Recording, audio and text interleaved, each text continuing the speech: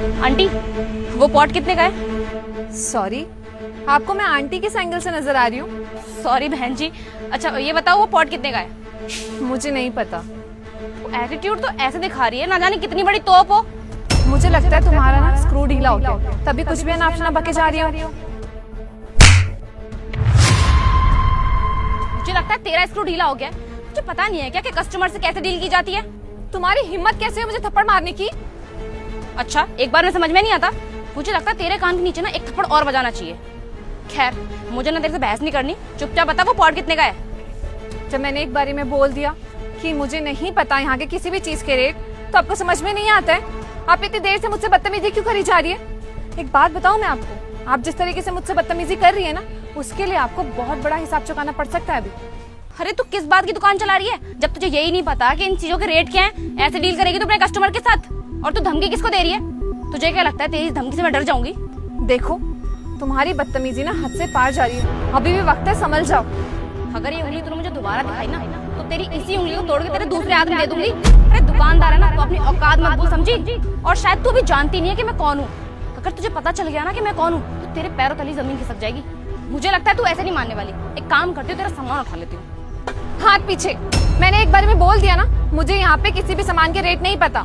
ना ही ये मेरी दुकान है, ना ही मुझे यहाँ पे किसी चीज के रेट पता है, और ना ही मैं तुम्हें यहाँ पे किसी भी चीज पे हाथ लगाने दूंगी, समझी तुम?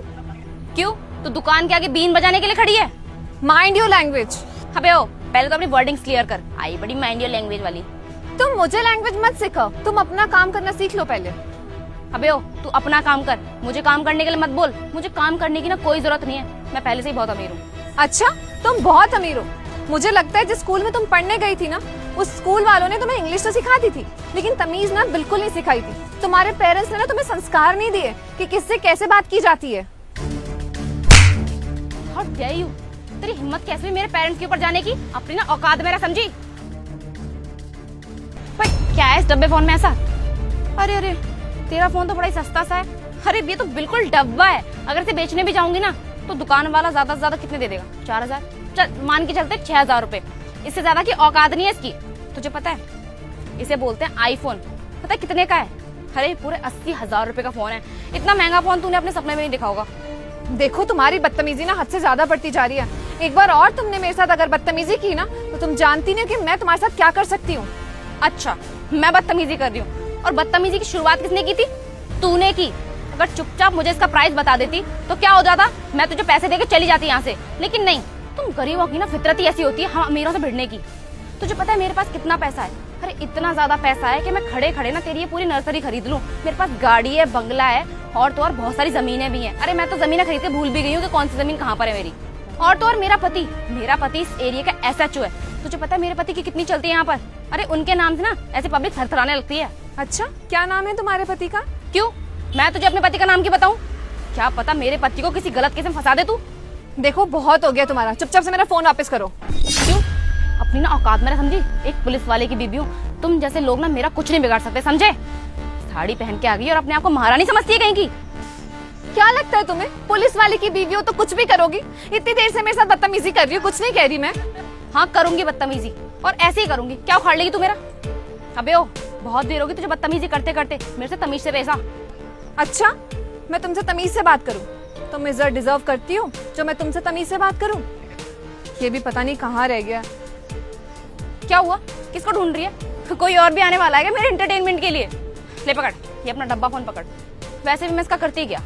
देख मेरी बात सुन, अब ना मेरा बहुत ज्यादा टाइम वेस्ट हो चुका है। अब चुपचाप से ना मुझे इनका प्राइस बता दे, मैं खरीद के जा रही हूँ यहाँ से। देखिए मैम, मैं आपको पहले भी बोल चुकी हूँ, अब दोबारा बोल रही हूँ कि ये दुकान मेरी नहीं है और यहाँ पे किसी भी सामान के मुझे रेट नहीं पता है। आप बार बार मुझसे पूछ पूछ के अपना और मेरा टाइम वेस्ट मत करिए, मुझे और भी काम है। और आपने ना मेरे साथ बहुत बदतमीजी कर दी है अभी, अब और बदतमीजी मैं नहीं सहूंगी। वैसे भी जितनी बदतमीजी आप कर चुकी है ना, उसके लिए आपको हिसाब जरूर देना पड़ेगा। अबे ओ, तू किसको धमकी दे रही है? तू शायद जानती नहीं है मुझे, मैं ना तेरा बहुत कुछ बिगाड़ सकती हूँ, तो थोड़ा तमीज में पेश आ मेरे साथ। अच्छा, आपको क्या लगता है अपने पति के ओहदे का धौंस दिखाकर आप कुछ भी करेंगी और आपको कुछ बोला भी नहीं जाएगा? देखिए आपने ना बहुत ज्यादा बदतमीजी कर ली है मेरे साथ, अब और बदतमीजी मैं सहन नहीं करूंगी। तेरी जानकारी के लिए बता दूं, जिन लोगों के पास पावर, पैसा, रुतबा सब कुछ होता है ना, उन्हें सोचने की जरूरत नहीं पड़ती। और तुम जैसे लोग जिनके पास कुछ भी नहीं होता, उन्हें सोचने की जरूरत पड़ती है। तो अपनी औकात मत भूल, समझी? मुझे लगता है तुझे हिंदी भाषा समझ नहीं आती। हट सामने से मेरे। पीछे रहो। मैंने तुम्हें बोला ना, तुम किसी चीज को भी हाथ नहीं लगाओगे, समझ में नहीं आता तुम्हें? हाउ डेयर यू, तेरी इतनी हिम्मत कि तूने मेरे ऊपर हाथ उठाया। इतनी देर से बर्दाश्त कर रही थी मैं तुम्हें और तुम्हारी बदतमीजी को, लेकिन अब और नहीं। तुम्हें जब मेरे बारे में पता चलेगा ना, तुम्हारे पैरों तले जमीन खिसक जाएगी। अच्छा, तू तो बहुत बड़ी तोप है, मैं तो डर गई तुझसे। डर लग रहा है? अच्छी बात है, डर के ही रहना चाहिए तुम्हें। तेरे जैसे ना बहुत आए और बहुत चले भी गए। जी मैम, आपने मुझे बुलाया? करण, अच्छा हुआ तुम आ गए। तुम्हें पता है ये औरत कितनी देर से मेरे साथ बदतमीजी करने जा रही है। मैंने बस इससे उस स्पॉट का रेट पूछा था, इतनी सी बात पे इसने मुझे थप्पड़ मार दिया और तो और इतना गंदा गंदा बोला है मुझे। लेकिन एक मिनट, तुम इस गवार को मैम क्यों बोल रहे हो? अमृता, तुम यहाँ पे क्या कर रही हो? मैं यहाँ पे पॉट लेने के लिए आई थी और इसने मुझे छांटा मारा इतनी सी बात पे। मैडम, अगर कुछ प्रॉब्लम है तो आप मुझे बताइए। अच्छा, तो ये आपकी वाइफ है। नाइस, अच्छा लगा मुझे आपकी वाइफ से मिलके। अबे ओ, तुझे इससे क्या मतलब? ये मेरा कुछ भी लगे, तू अपने काम से काम रख और मेरे पति के ऊपर अपनी गंदी नजर मत डाल, वरना तेरी आंखें निकाल के गोटियां खेलने लगूंगी। अमृता, तुम चुप करो। तुम्हें पता भी है ये कौन है? कोई भी हो, मुझे इससे क्या, मैं ना इंटरेस्टेड नहीं हूं उसे जानने में। अरे इंटरेस्ट तुम्हें जब आएगा जब तुम्हें पता चलेगा कि ये कौन है। मुझे लगता है तुम ना मेरी नौकरी खा जाओगी। अब मैम, इसकी तरफ से मैं आपसे माफी चाहता हूँ।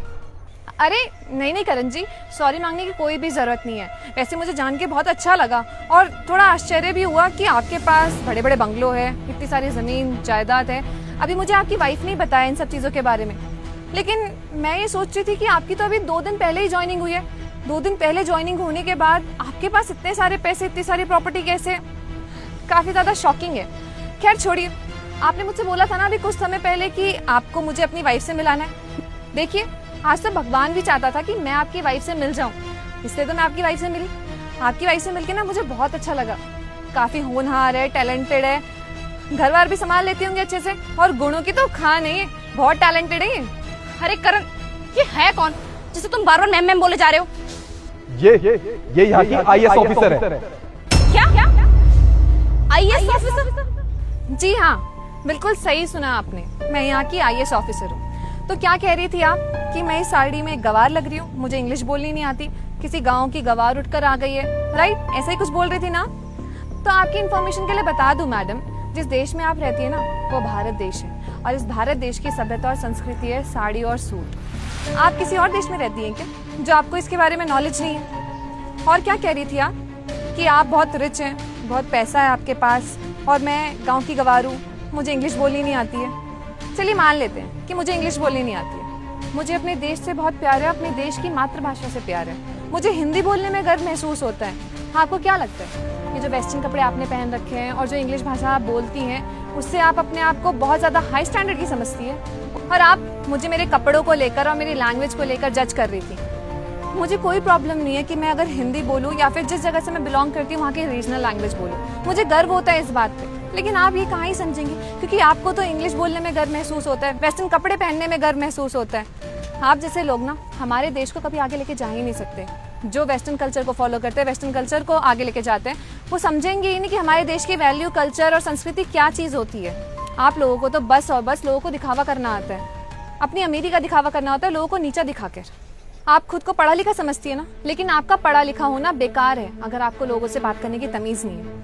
आपको मालूम है ना मैं एक IAS ऑफिसर हूँ, और मैं क्या कर सकती हूँ? आपने ऑन ड्यूटी IAS ऑफिसर पे हाथ उठाया, उनके साथ बदतमीजी करी है। मैं चाहूँ तो आपके पति को ना नौकरी से निकलवा सकती हूँ। फिर जो आप ये धौस दिखाती है ना अपने पति के ओहदे का, वो सब नहीं दिखा पाएंगी, और जो ये आपकी अमीरी है वो सब धरी की धरी रह जाएगी। बताइए, क्या निकलवाऊँ आपके पति को मैं जॉब से? तुमने ना मेरे साथ बदतमीजी करके बिल्कुल भी अच्छा नहीं किया, और मैंने तुम्हें बोला था कि ये सब कुछ जो तुम मेरे साथ कर रही हो ना, उसके लिए तुम्हें हिसाब तो देना पड़ेगा, और तुम्हारी गलती की सजा तो तुम्हें देनी पड़ेगी, तभी तुम्हारी अकल ठिकाने आएगी। क्योंकि अगर मैंने तुम्हें अभी माफ कर दिया तो तुम ये गलती फिर किसी और के साथ करोगी। अभी तो तुम्हें गिल्ट महसूस हो रहा होगा, तुम माफी मांगना चाह रही होगी। क्यों? क्योंकि मैं एक IAS ऑफिसर हूँ। अगर मेरी जगह कोई आम आदमी होता तब तो तुम्हें अपनी गलती का कभी एहसास ही नहीं होता। तुम उसके साथ इसी तरीके से बदतमीजी करती, अपनी अमीरी दिखाती, अपने पति का रुतबा दिखा के घमंड दिखाती, राइट? यही सब कुछ करती ना। ये तुमने क्या किया? तुम्हारी वजह से ना अब मेरी नौकरी चली जाएगी। देखो अनी, अभी भी टाइम है, तुम मैडम से माफी मांग लो, उनके पैर पकड़ लो, मुझे लगता है उसके बाद ही मेरी नौकरी बच पाएगी। Ma'am, I am really sorry ma'am, मुझसे गलती हो गई। मैंने जाने अनजाने में आपको पता नहीं क्या कुछ नहीं बोल दिया। अगर मुझे पता होता मैम कि IAS ऑफिसर हैं तो मैं ऐसी बदतमीजी आपके साथ कभी नहीं करती मैम। मैम मेरी छोटी सी गलती समझ के प्लीज़ मुझे माफ़ कर दीजिए। मैं आज के बाद ऐसा कुछ नहीं करूँगी।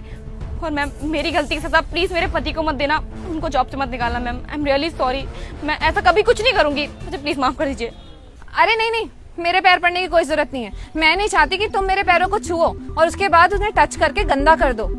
वैसे भी मैं तुम्हारी तरह गिरी हुई नहीं हूँ। मुझे मालूम है तुम्हें ना अपनी गलती का जरा सा भी एहसास नहीं है। वो तो तुम मुझसे माफी इसलिए मांग रही हो क्योंकि मैं तुम्हारे पति को नौकरी से निकलवा रही हूँ और मैं एक IAS ऑफिसर हूँ। अब तुम सोच रही हो कि अगर एक IAS ऑफिसर से माफी नहीं मांगी तो कहीं वो तुम्हारे पति को नौकरी से ना निकलवा दे, राइट? फिर तुम अपनी अमीरी का ढोंग कैसे करोगी, है ना? लोगों को नीचे कैसे दिखाओगी, राइट? लेकिन मैं ना तुम्हें माफ नहीं करने वाली। माफ करके मैं तुम्हारी गलती को बढ़ावा नहीं देने वाली हूँ, समझी तुम? खैर छोड़ो, मैं तुम्हारी तरह नीच और गिरी हुई नहीं हूँ। तुम्हारी गलती की सजा मैं तुम्हारे पति को नहीं देना चाहती क्योंकि तुम्हारे पति ने इस जॉब के लिए बहुत मेहनत की है, बहुत मेहनत करके वो इस मुकाम तक पहुंचे हैं। लेकिन तुम ना अपने पति की नौकरी खाने पे लगी हुई। और हाँ करण जी, आप अपनी वाइफ को ना कह दीजिए कि थोड़ी तमीज सीख ले, लोगों से बात कैसे की जाती है, नहीं तो आप ना अपनी नौकरी से सच में हाथ धो बैठेंगे।